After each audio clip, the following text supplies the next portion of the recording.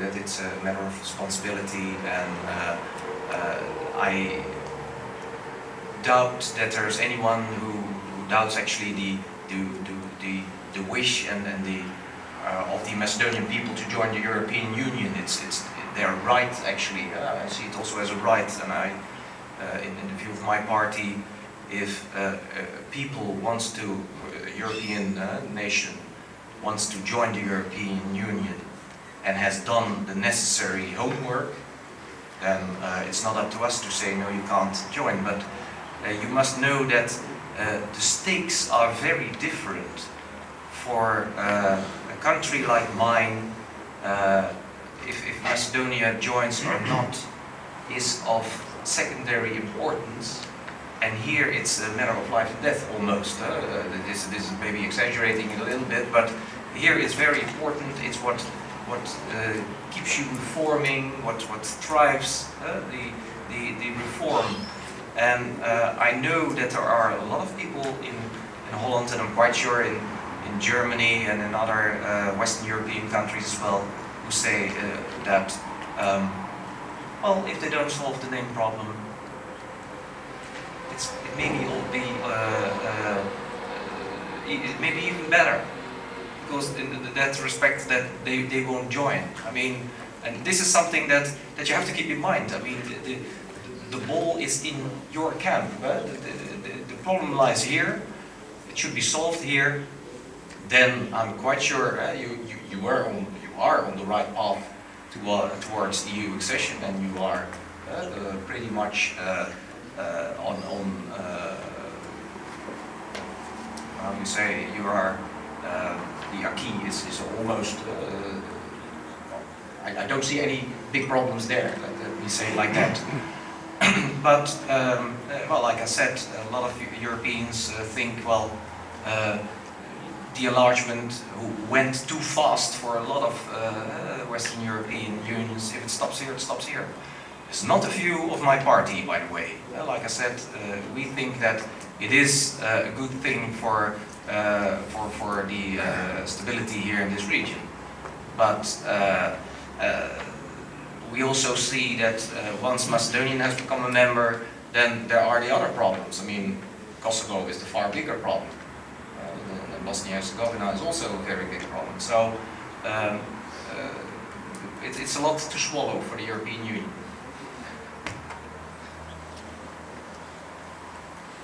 Благодаря. Господин Kacin се приjavi, povedате.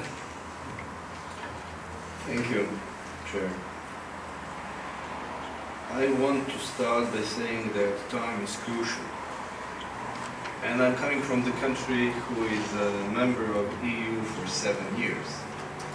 After 7 years, I do understand what our distinguished colleagues from the Netherlands are saying, but I'm afraid that you cannot, because the perception is completely different. And it is very important that Netherlands, as a co-founder, is having responsibility. They were occupied by Germans.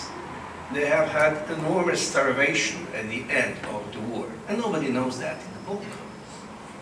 But for the stability of Europe, it was crucial to reintegrate Germany immediately after Second World War to avoid Third World War. But to be honest, what was Germany at that time? It was a protectorate of 4 occupied zones. So they merged together 3 occupied zones and created a protectorate. There was a process of denazification that happened at the beginning. And then Germany was taken in. At the same time, nothing like that was happened in the case of Italy. There was no defascization, and we still have problems with that. Bunga Bunga is an illustration of behaving without any responsibility concerning the moral, the values, the economy, so everything is possible. You go to Vatican, you make a confession, and the very next day you are fresh. You can start again. So these are very different approaches, and of course when you talk about their, how can I say, religious inclination in Netherlands, it also has something in common when we talk about basic values.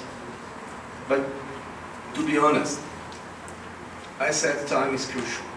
It was crucial for Europe to do it that on time. In Austria, it happened much later, and Austria was supposed to be occupied, was not involved in Accession. Another mistake. And when Austria joined us, we were not there at that time, there was a political embargo and a political pressure on Austria because of Hitler and his behavior. So Europe experienced a lot of problems. But what is the basis for a better future? This is good neighborly relations. This is alpha and omega. And that's why we are now investing very much, a lot, into creating much better relations, for instance, between Greece and Turkey.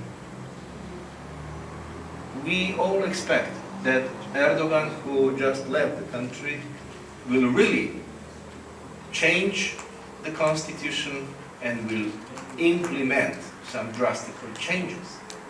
We all believe that he will start to withdraw troops from Cyprus before the Cyprus presidency appears. It means that he will put military back to Turkey and from Turkey back to barracks and will kick them out of politics. This is a secular state that is going to happen. Because the highest defense expenditures in Europe has Greece. If we want to assist Greece, we need to reduce their defense costs. And this is what we are doing now. This will make it possible to get a niche for the investment, for reinvestment, and we simply need to invent new mechanisms how to create growth and stability. That's why I will say again, time is crucial. Time is crucial. And Macedonia missed the opportunity years ago to reach the agreement on an issue. What is the name? All the Balkan states, not just Western Balkan, all the Balkan states recognize Macedonia on its constitutional name. It will always be Republic of Macedonia. So it's just a face saving for Greece. What you would reach, you would already be in NATO and you would have security guarantees. And there would be no threat. And what Albin Kurti is now dreaming in Pristina would be out of mind in the case that you would have security guarantees. What huge, big Albania? Which would be a complete nonsense. No, now it is not. It is used, it is manipulated in Serbia, it is manipulated all around. And this is the problem, because the opportunity was missed.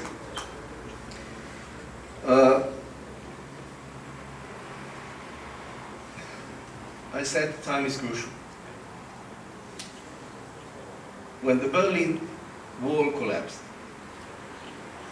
it was crucial to react immediately. So the invisible enlargement of European Union happened at that time. DDR, Eastern Germany, became a member of NATO, of European Union, of Deutschmark currency. It just happened during the night. And they were not able to survive a market economy. There was a lot of problems with human rights. But it was a historical niche. It happened. On the basis of the fact that leaders who were leading and were visionaries were able to react, they make possible that the big boom happened 14 years later in 2004. And that the next enlargement, namely Croatia and then Montenegro, Serbia, other Western Balkan countries, are going to happen. But the basic question is when. I still remember, we were chatting yesterday about that.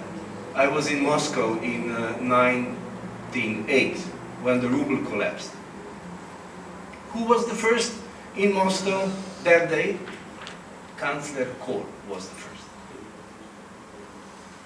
Because he decided that he simply need to share solidarity, to assist Russian Federation, to wake up and to rise again. And in 1 week, crisis was solved. That's why, despite it seems that we are talking just about the European Union, Europe is much, much bigger, and our responsibility is much more wider. We simply need to do something. That's why I will just repeat what I have said before. Yes, we need to create better opportunities to make the continuity of accession process possible. But I made a mistake. We need to create much more to make enlargement process possible. The accession process is your responsibility, and there are not preconditions for the accession process. What we are doing by our efforts, economic governance, agreement on additional assistance in the Eurozone, is our part of the job. We are going to make much better mood among people that we can afford enlargement, and that this enlargement will bring growth, what means prosperity. And it was happened always when the enlargement happened, that the direct consequence was an economic growth in old member countries, may I say so. So we will do our part of the job. But the question without answer is, will Macedonian political elite switch from inventing enemies to creating and building friends and good neighborly relations? This is a precondition to make it possible. And if not, it might happen that Macedonia might remain behind. And among us, I don't totally agree with the distinguished colleague. Kosovo is not such a problem. Serbs in Kosovo, south of river Ibar, are part of a solution. Only 1/3 of Serbs, north of river Ibar, are still problem. And they are killing themselves. You know? I would just like to remind you, you Western Balkans, how it was 20 years ago in Republika Srpska Krajina. It was very much the same. Barricades. We're using the expression Balvanizacija, Balvan Revolucija. What was the consequence? They left the territories. Nobody is trying to force Serbs from north of Kosovo to leave their places. No, we want to create, to develop multi-ethnic, multi-religious, multi-faith, multicultural society. And the only way is integration into the Kosovo society. As it is solution for Serbia to integrate in EU. For Serbs in north of Kosovo, the only solution is to integrate in Kosovo, because Kosovo is going to integrate into the EU. It is all about EU. And this is a very important, how can I say, shock, which need to be digested to understand that the only way is the way forward, and not to repeat the old mistakes. That's why I'm going to conclude by saying again, time is crucial. And last remark, because he said it was their mistake. Everybody's making mistakes. United Kingdom is a huge complication for all of us. But the situation is really bizarre. The ruling party, Conservatives, are not members of the biggest political group in European Parliament, European People's Party, but they are in a group that was just created a few years ago, ECR. And the group leader is a Polish guy. Can you imagine the position of our distinguished British colleagues who need to be there, led by a Polish guy who is much more extreme right and who is really Eurosceptic. They are Eurosceptics, but they would like to suck all the benefits from the European Union. And to the end of my intervention, I will quote Cameron. One of his MEPs, Roger Helmer, was asking him what he and his government will do in the near future to escape from this crazy family of European Union now in a period of crisis. And Cameron said it publicly. Look, Roger, even you doesn't believe in what you are saying. We are going to remain here because it is beneficial for us, for our economy. But it is a complication for us. But despite that, we are ready to accept those who are able to finish their homework on the accession side. We are in charge of the enlargement, and we are doing our part.